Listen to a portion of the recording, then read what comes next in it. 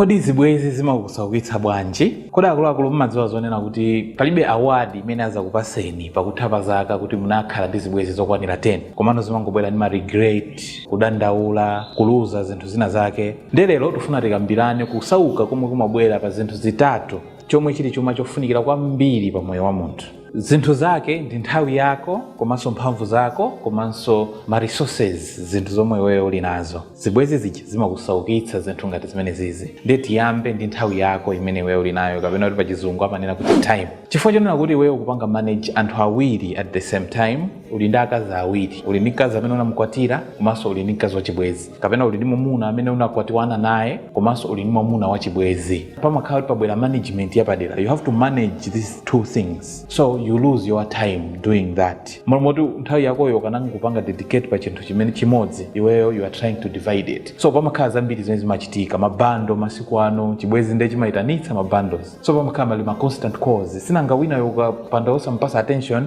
akuyanso. Then you are trying kuti umpase attention, and then you start sneaking around, kumachuluka bodza kumunamiza mkazi wako, hey weekend hii kunchito kuli workshop, and yet so kupita ku workshop komano ufuna upite ku chibwezi, and there is divided attention at the end. Sinanga you are trying to divide your attention kuti upereka attention. So kama khala kanchito kapadera, so umakhala ukusauka in terms of nthawi imene wewe uli nayo. Mmalo monena kuti nthawi yomweyo kanatha kuigwiritsa ntchito mwina kupanga grow your business, kapena kupanga sharpen ma skills zako, kaya kupanga build your career, kaya your family, instead of thinking of zopanga upgrade, iwe nthawi imene ndi imene umapita ku chibwezi ichi. So nthawi ikadutsa suma zaipezanso, madzamati madzakatayika saoleka, and that's the same thing ndi nthawi imene munthu ina aliyense amakhala nayo. So you waste it covering lies and entertaining double lives. Sinanga umanama kwambiri, fa palibe munthu onama odziwa bodza ngati wa ku chibwezi. Umamunamiza winayo kuti ndikupita kwakuti kusali kumeneko, komanso you have to constantly defend it. Bodza limene unanama lija uziyesetsa kuti mu database mwako ukupanga more renew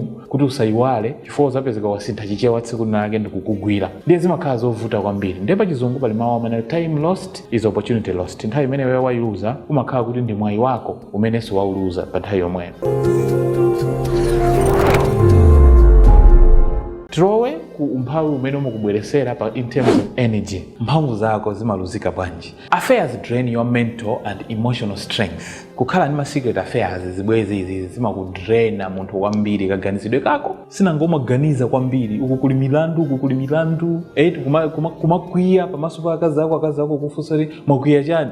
Zozindikira kuti maisho za zibwezi aya ndili bwino, kaya ndi mwamuna wako chimozimozi. So it drains you mentally komanso emotionally. Pamakhala pali ma arguments, you lose amati health yako, moyo wako, umakhala wayamba kuwonda ndi zimaganizo ngati zimenezi. Uli ndi stress, pali guilt, kuzimva kulakwitsa zinthu zina zake. So all these things zimapanga eat away your focus. Mwana kuti you have to focus on one thing, you end up osakhala on focus in area yonse. Ndipo chizungu pali mawu amanena kuti with a scattered mind you cannot make wise decisions. So pano ifoti maganizo wako wabalalisa, mwina kuchibwezi kuli ananso, kazi wako soti naye ananso, kaya mwamuna upanga zichani kwa chibwezi wako, ukuso mwamuna wako kubanja lako akupanga zakoti. So umakhala kuti you have a scattered mind, maganizo wako ali balala, and then zimakhala zovuta kwa munthu ngati iwe kuti upange wise decisions. And umumu ndi mmene umphawi wako umabwerera pa mphamvu zako. Ndiye tilowe umphawi umene umabwera pa resources. Ndiye mukudziwa bwino amanena kuti money that should support your family, iwe umakhala ndalama zimene zomwe munthu kana support family yako ukazithera ku chibwezi. Ndiye pali ena amakaoneka abwino ku chibwezi, komano family yako ndikumazunzika. Uli ndi 5000 kwa chantumba, momwe ukanatha kugula kakota kilo kanyama ndokadya pa banja pako, ku nyumba yako, ana ndikusangalala ndi mkazi wako. Koma at the same time chibwezi chakuyitanitsa bando, iwe upanga sacrifice that same 5000, even iwe kukanika kuti ukwere minibus, komano ukufuna usangalatsa chibwezi. So ndalama zako zimatha, ndalama zimene mukanatha kupangira ma project, mukanatha kumangira nyumba, mukanatha kupangira zinthu zokutukulirani inuyo, komano ifoti ndalama yomweyo mukuyenda mupase chibwezi, you have ended up mwana kutumiza skulu imene leo salongosoka. So kunkhani ya ndalama zimakudyani kwambiri. Ndiye kumakhala kugula zima gift, ati ndi azikazi azibwezi kupita kuma out,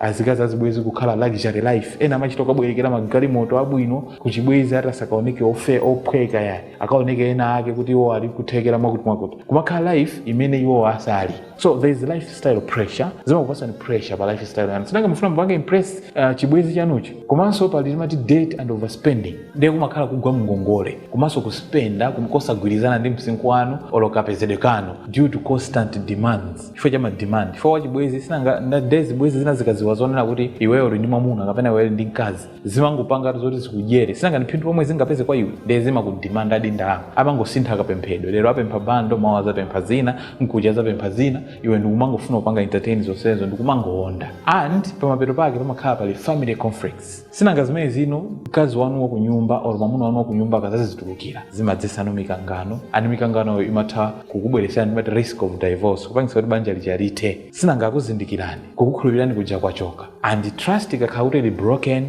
pamadzaza ma conflict mbanja mwanu muja, banja lijaso salimva sokukoma. And zikafika pamene pamayamba kuganiza za separation, bwanji tingosiyana, kenako divorce, banja latha. Nde banja likatha pamakhala pali ma consequences ambiri, ana kuzunzika, komanso ma legal cost, mugawane chuma, and zimene zimadzesa timati long term financial strain. Umakhala pa mavuto aza chuma akalekale, umakhala munthu onong'oneza bondo, umakhala munthu oluza, umakhala munthu amene sunatsalimbikira kalikonse. Zikakhala ipi sisaso kwambiri umatokha wapezaso matenda chifukwa cha zibwenzi zija. Sinanga zibwenzi zija zikuthekaso zimayendanso ndi anthu ena at the same time. So umakhala wosaukitsitsa kwambiri. The aftermath ya zonse, you are left poor in worth, chuma chapita, komanso peace yako ulibe mtendere pa nyumba, komanso mwayi wewekha zonsezo zapita, komanso dignity, komanso ulemu umene kaulandire. Santhu anakutulukira kuti zimene unkapanga analolemekezeka koma mapanga zibwenzi. So you have lost your dignity, so umakhala wosauka mbali zonse. Ndiye ngati zimene zimapanga, you better think twice today. Zimene zilibe phindu lake kwenikweni,